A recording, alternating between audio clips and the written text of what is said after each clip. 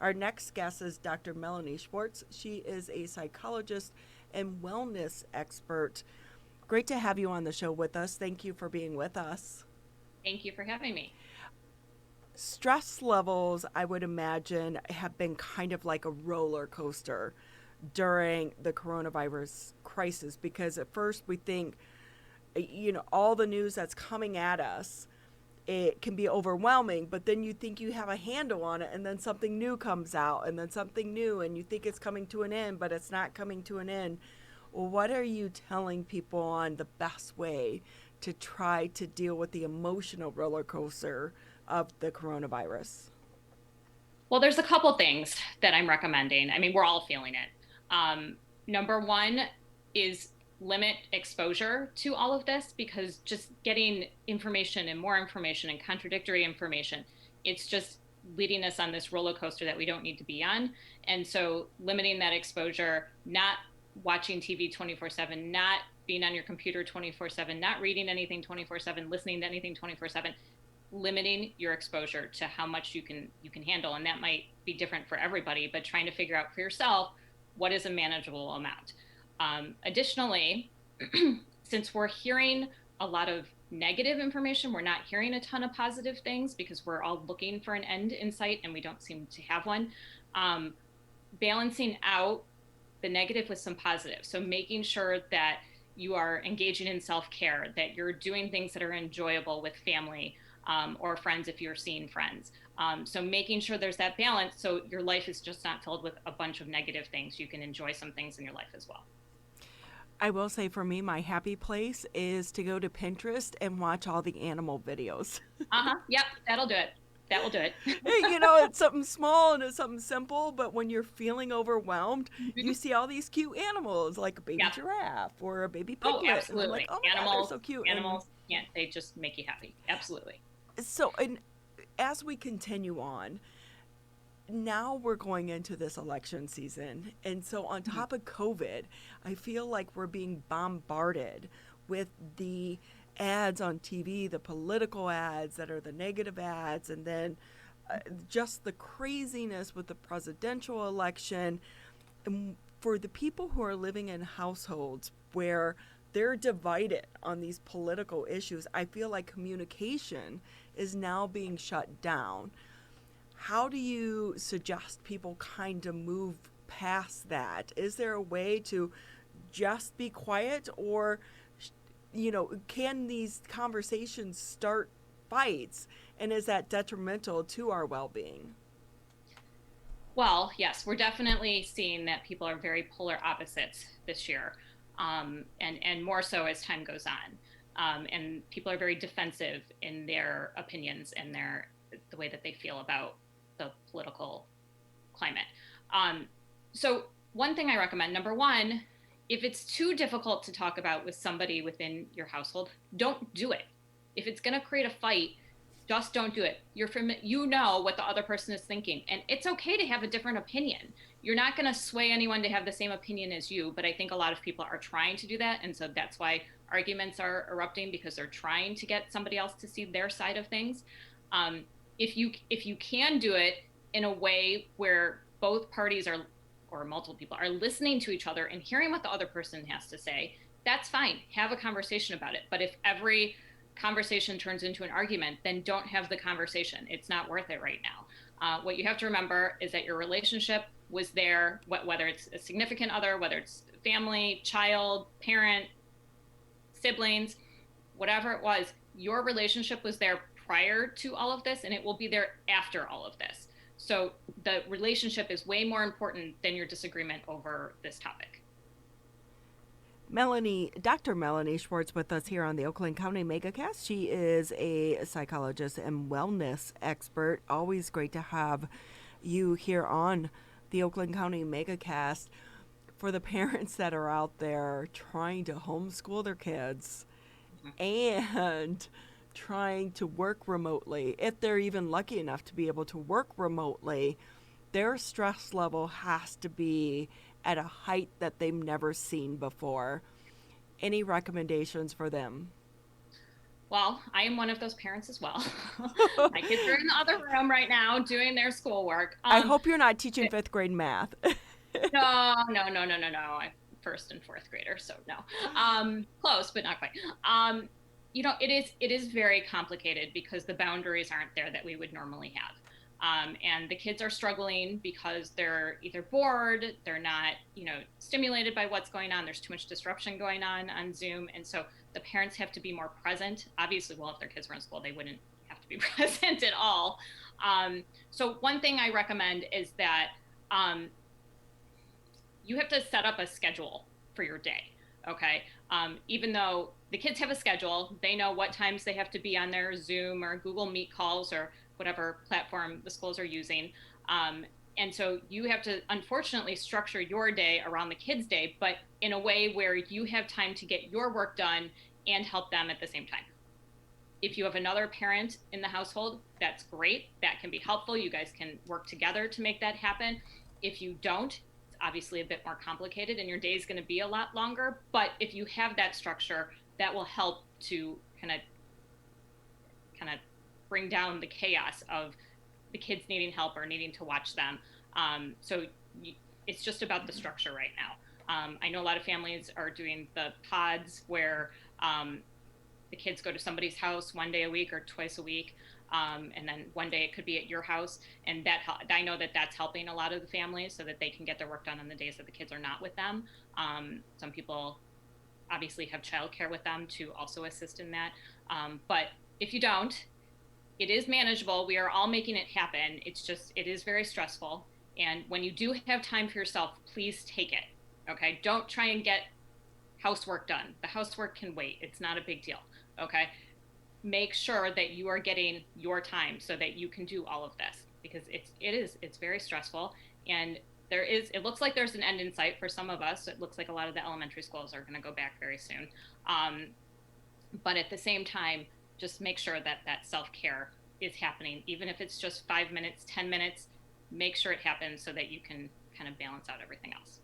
Dr. Melanie Schwartz with us from Viewpoint Psychology and Wellness, joining us today on the Oakland County Megacast. Dr. Schwartz, with the recent developments in the state's COVID-19 response with Governor Whitmer's executive orders being struck down by the Michigan Supreme Court, there's a lot of changes incoming and a lot of them very quickly, some of them even immediate this week as local health departments and other organizations are trying to adjust to what are the rules right now, as are those of us in the general population. That can be a really stressful situation too, because much like March, there's a lot of sudden changes that are happening. What do you suggest for people to be able to roll with those changes and avoid getting overstressed by what's going to continue to come in the next week, 2 weeks, month, as these adjustments are made with the governor's orders no longer being entirely in place?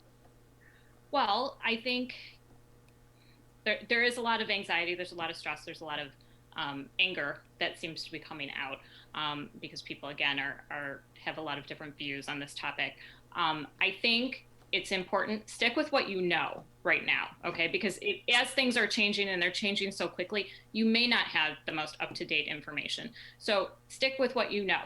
Wear a mask, wear it out in public because that's what we have been told. Now, if things change, okay, you will hear about it. Somebody will tell you. I'm sure people will talk about it. But stick with what you know. Do what you're comfortable with. And then you'll get the information as needed over time. But things are changing so rapidly, it's not even healthy to listen to all of it or read all of it, as we talked about before, because it's just, there's so much and it's constantly changing and it's hard to keep up with. Okay. So again, limit your exposure, do what you know, which is basically if you're going out, wear your mask, and then that should limit some of the anxiety that comes with that. The one thing that is constant is change. We've heard that saying our entire lives, and I think if 2020 has taught us anything, it's that we need to learn to go with the flow and to be able to adapt to the changes. And knowing that for the people that do like routines and they're kind of stuck in their way of doing things, what advice do you have on them to be able to shift their mindset so that they're not so stressed out? Should they start, like, I don't know, get out of your comfort zone, play a video game, do a crossword puzzle, something? I mean, what would you recommend for people like that?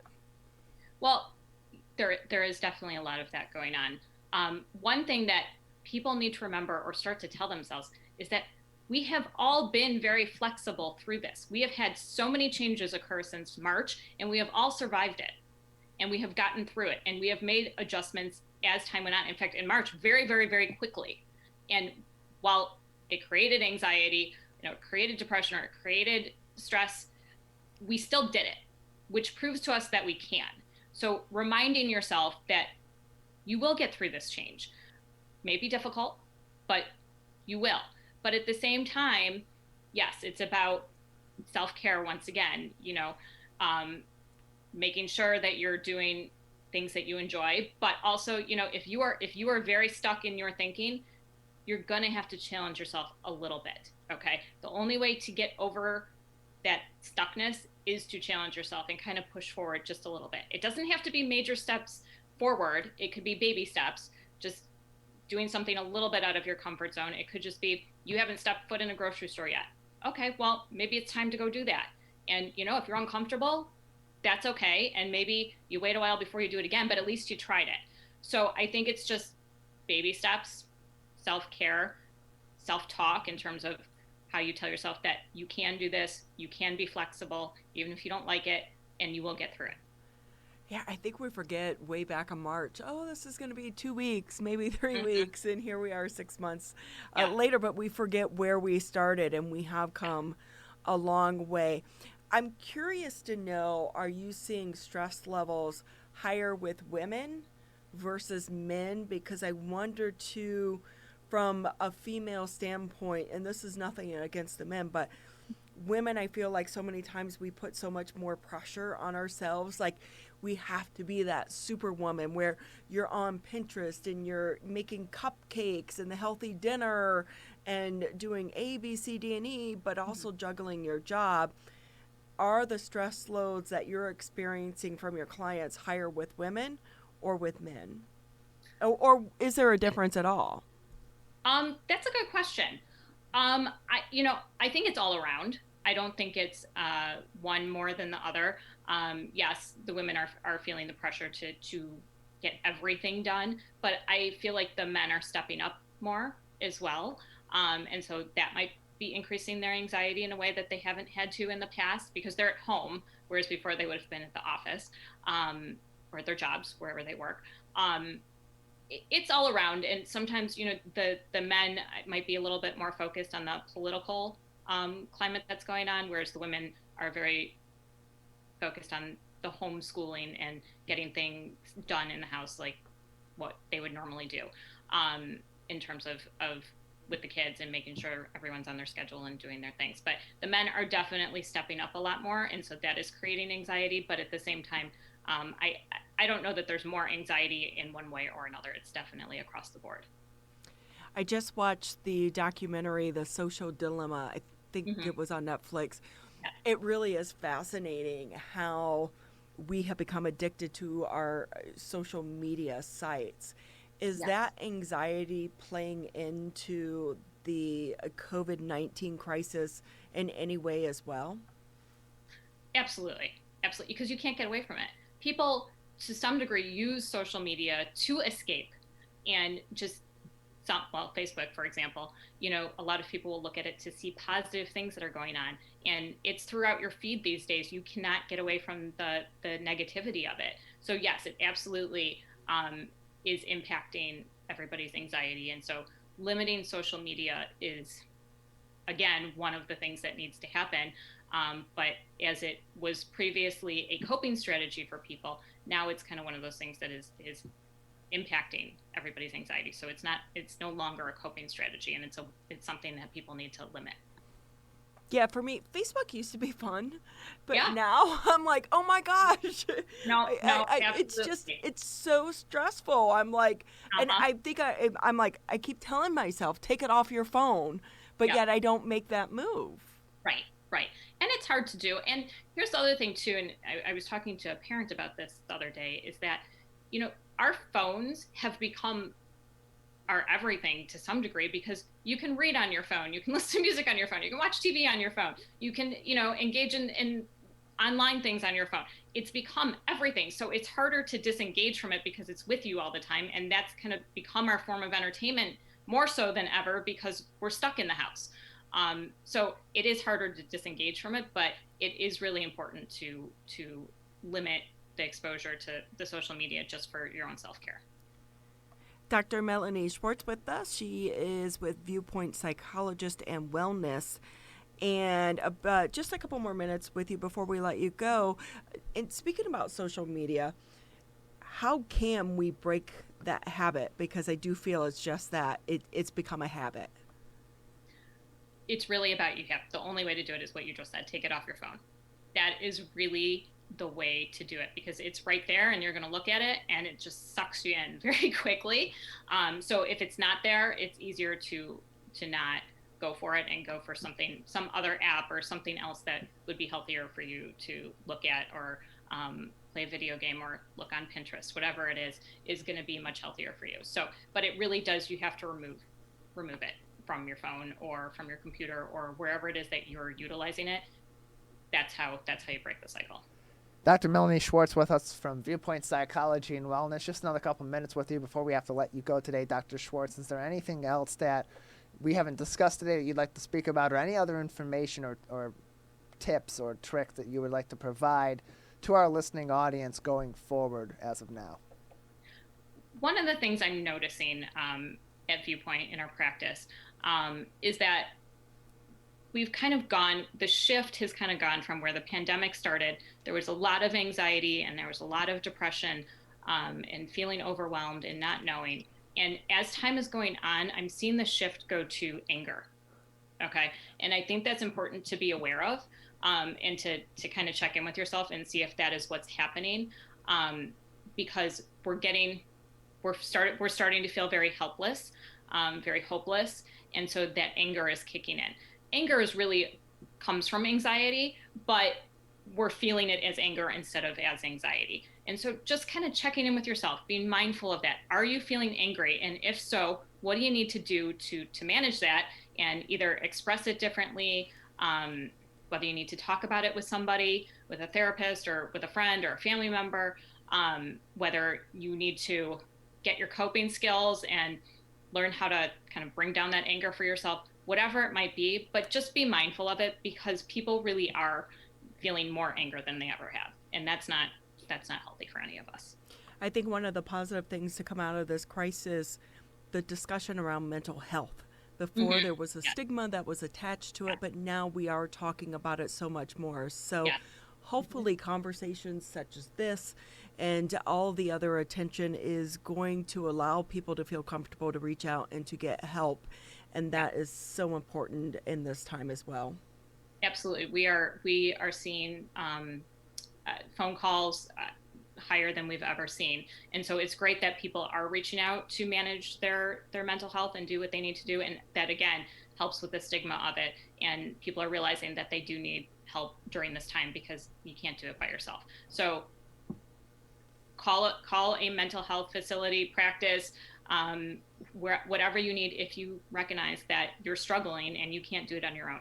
There are enough therapists, psychiatrists, clinicians in this Metro Detroit area to help everybody. It's just a matter of you guys reaching out to find us. Thank you so much for your time. We appreciate you and all your insight and your education as well.